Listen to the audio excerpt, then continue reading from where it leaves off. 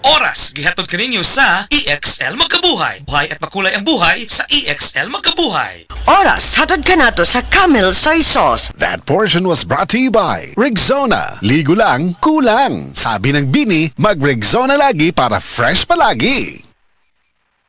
Pag kayo'y nabasagan, madaling remedyohan. Pagkatapos dikitan, Parang bago na naman. Pioneer Epoxy, pandikit ng kristal, kahoy at bakal, pang-repair ng radiator, tambucho, refrigerator, martilyo, kutsilyo, tipo, araro, gero, aparador, pampatibay ng bangka, kisame, etc. Pioneer Epoxy, paborito ng bayan. Mga kapanyawan, atong paminawon karon ang kayuhan na tagamtaman ni Ralph Herrera nga nakaangkon UTI ni Tumar og Sed Coconut Capsule asin-asin sa ihi ni lugwa. Kailangan po iningos ako nga pistingi daw ang seed coupon kay muna yung mga sa UTI abi na UTI lang pangiin ako ning gawas tong murag ni lagitik sa duro niya akong giwan og tiwas sa pagpangisiar kay basi musod dito sa bawol noon pagkuhit na ako ang tanaw kanang murag tibuok gud siya nga asin-asin bitaw sa imong bato mo to nakabarahan to paggawas ato hasta karon may na akong ihi Ralph Herrera na uyo ko dito sa Bay Garcia na Balbiliran. Basta tatak Seed Marketing, tatak kining magaling. Nakatikim ka na ba ng kapeng humahagod sa lalamunan ang sarap at pait nito? Suabe! Naririto na ang kapeng masarap na nakakatulong pa sa kalusugan. Sed Panyawan Coffee Mix. Sed Panyawan Coffee Mix. Taglay ang pait at lakas ng Panyawan Herb na nakakatulong magpalakas ng katawan at mangosteen na siyang nakakapagpalakas ng ating immune system. Sed Panyawan Coffee. Tamang pait, tamang lasa, tamang nakakatulong sa katawan.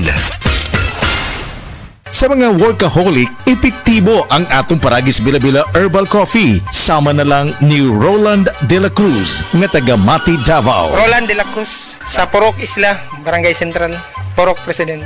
Anong ganahan man kay ka sa kape? Sa Bila-Bila Coffee, laskig ang imong lawas o mayo ang imong lihok. Basta laskig niya kondisyon, makalihok pag may sa trabaho. Kung di ka kainom, mura magluya na ka? Murag luya-luya, lahi ra gyud. Tungod kay nindot gyud ang Bila-Bila Coffee. Kini ginama sa GFMQ Marketing kay sa Paragis Bila-Bila. Dili na ka mag-agwanta pa.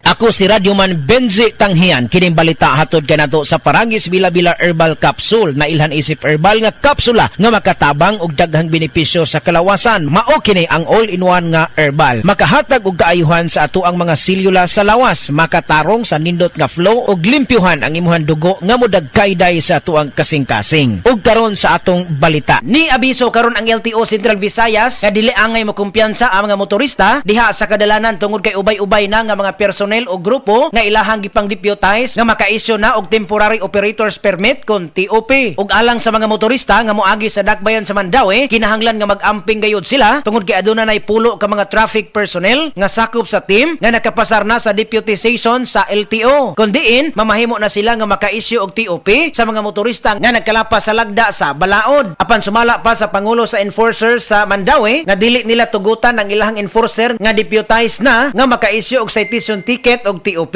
kun dili usa lamang ang ilahang pilion. Ang desisyon kung TOP ba o citation ticket mag-agad sa pagpasabot sa traffic enforcer base sa kalapasan sa driver. Kadtong balita hatod kanato sa Paragis Bila-Bila Herbal Capsule. Alang sa kumpleto nga kombinasyon gamita lang ang Paragis Bila-Bila Plus Herbal Capsule. Paragis Bila-Bila Herbal Capsule na uban sa pagpangapi sa Paragis Bila-Bila Herbal Coffee ug ang pagpanghaplas sa Paragis Bila-Bila Liniment Oil. Gama sa GFMQ Marketing sa Paragis Bila-Bila dili na ka mag-agwanta pa. Sa dugang kasayuran tawag lang sa 0935-641-0261. Ang Paragis Bila-Bila mapalit sa Didings Pharmacy sa Manalili Street, Cebu City, Bestway Pharmacy sa Mandaue City, Healthway Pharmacy, JV Butika sa Cebu, Mandaue, Liloan ug Osmeña Boulevard. Mapalit usab sa JY Pharmacy sa 32 Osmeña Building, Osmeña Boulevard, Cebu City. Ako si Radyoman Benji Tanghian, DYHP Tatak RMN. OMG, Carol! Nang larag imong buhok samtang nagsudlay ka! Mauni akong problema, nang larag akong buhok. Ikaw, baga kaayo imong buhok. Kaligon pa, naipay nanubo. Wa kay uban, on sa imong sekreto? Tungod ni sa Bluterna Max Capsule! Bluterna Max Capsule? Bluterna Max Capsule, dato sa bioflavonoids nga nagpasiugda sa pagtubo sa himsog nimong buhok. Nagapakunhod sa pagpakita sa graying hair, mapalit sa mga butika.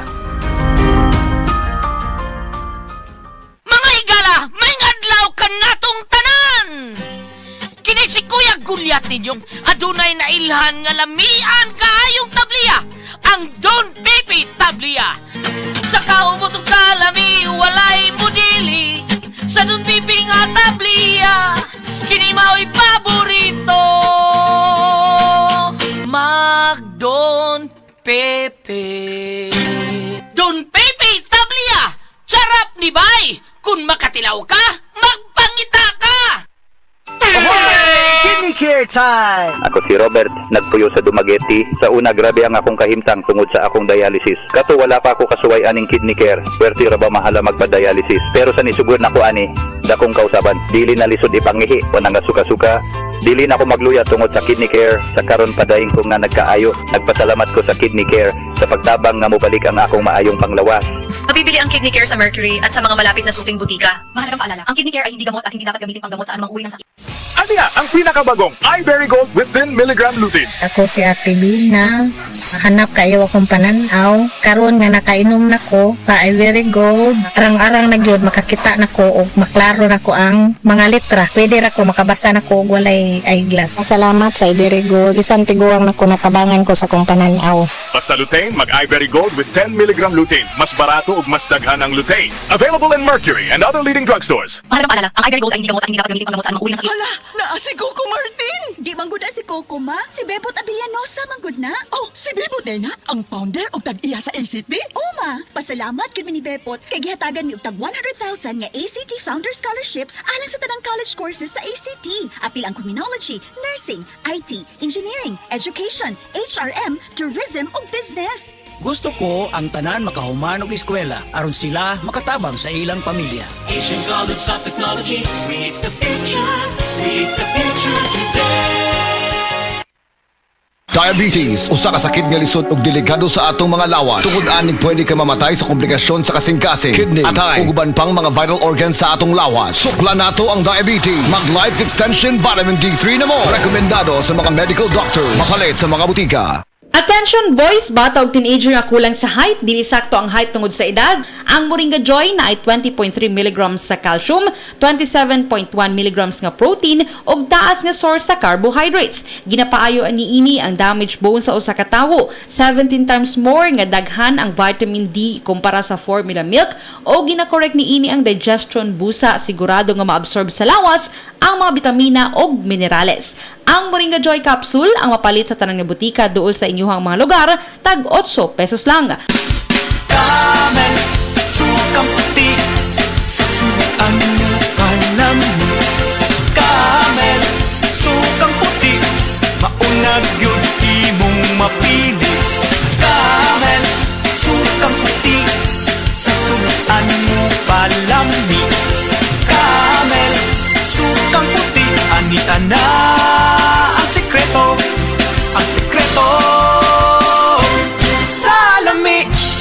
Nganong atong pilion ang Vitalangs capsule, sangkap kini sa mga bitamina ug natural nga sagol, vitamins A, D3, E ug zinc, alang sa likon nga immune system, Korean ginseng ug chlorella aron maka-function ug maayo ang lungs, B vitamins, iron ug folic acid alang sa pag-atiman aron himsog, ug powerful antioxidants para protektahan ang imong lungs ug baga. Mag-inom og Vitalangs capsule.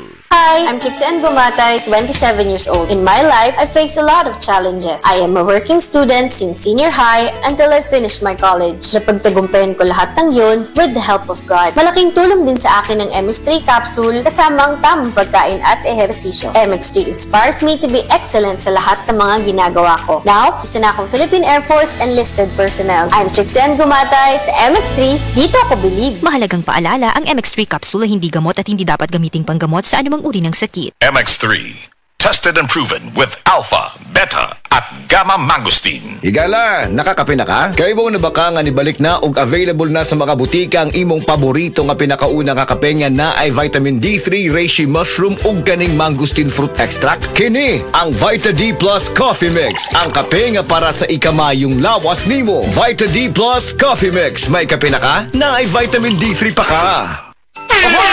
Kinikare time! Wala na ko mag-dialysis.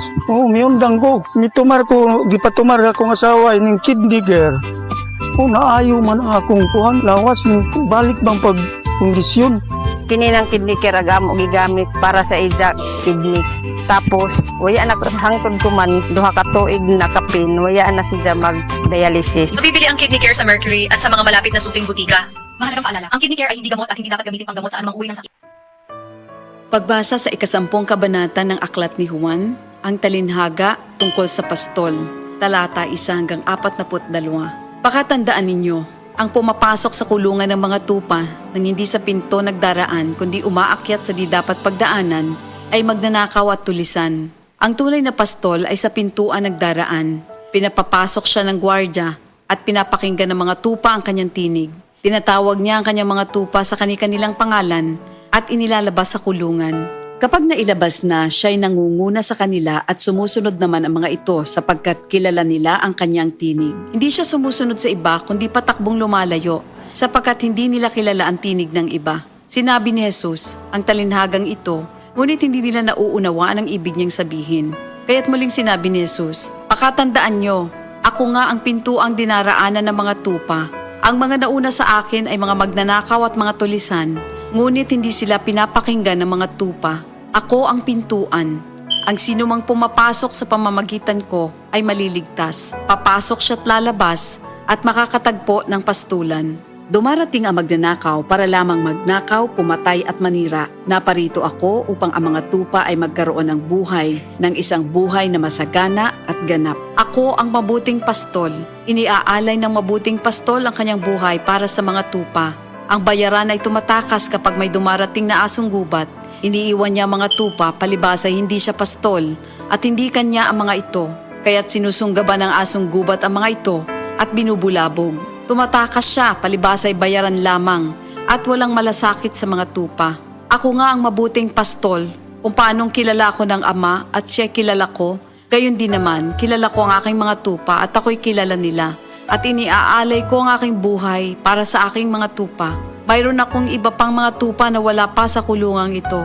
Kinakailangan sila'y ipasok ko rin at papakinggan naman nila ang aking tinig. Sa gayon magiging isa na lamang ang kawan at isa ang pastol. Dahil dito'y minamahal ako ng Ama sapagkat iniaalay ko ang aking buhay upang ito'y kunin kong muli. Walang makakakuha ng aking buhay kusa ko itong ibinibigay. Mayroon akong kapangyarihang ibigay ito at kuning muli. Ito ang utos na tinanggap ko sa aking Ama. Dahil sa mga pananalitang ito, hindi na naman nagkaisa ng palagay ang mga Hudyo.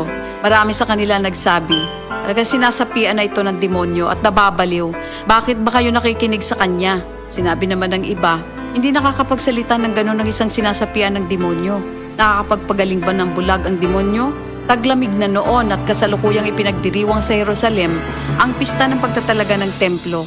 At habang naglalakad si Jesus sa templo, sa portiko ni Solomon, pinaligiran siya ng mga Hudyo at sinabi sa kanya, hanggang kailan mo ba kami ilalagay sa alanganin? Kung ikaw nga ang Kristo, sabihin mo na ng tuwiran. At sumagot si Jesus, sinabi ko na sa inyo, ngunit ayaw ninyong maniwala. Ang mga ginagawa ko sa pangalan ng aking Ama ay nagpapatotoo tungkol sa akin. Ngunit ayaw ninyong maniwala sapagkat hindi lang sa aking mga tupa. Nakikinig sa akin ng aking mga tupa. Nakikilala ko sila. Sumusunod sila sa akin. Binibigyan ko sila ng buhay na walang hanggan. Kailan may hindi sila mapapahamak at hindi sila maaagaw sa akin ninuman. Ang aking Ama na siyang nagbigay sa kanila, sa akin, ay lalong dakila sa lahat at hindi sila maaagaw ninuman sa aking Ama. Ako at ang Ama ay iisa. Ang mga pinuno ng mga Hudyo muling dumampot ng bato upang batuhin siya. Kaya't sinabi sa kanila ni Jesus, marami akong mabubuting gawang ipinakita sa inyo mula sa Ama. Alin ba sa mga ito ang dahilan at ako'y inyong gustong batuhin? Sumagot ang mga pinuno ng mga Hudyo, hindi dahil sa mabubuting gawa kaya ka namin babatuhin, kundi dahil sa paglapastangan mo sa Diyos, sapagkat nagpapanggap kang Diyos, bagamat tao ka lamang. Tumugon si Jesus, di ba nasusulat sa inyong kautusan? Sinabi ko, mga Diyos kayo. Mga Diyos ang tawag ng kautusan sa mga pinagkatiwalaan ng salita ng Diyos, at hindi maaaring ipawalang bisa ang sinasabi ng kasulatan. Ako'y pinili at isinugo ng Ama. Paano ninyo ngayon masasabing nilalapastangan ko ang Diyos?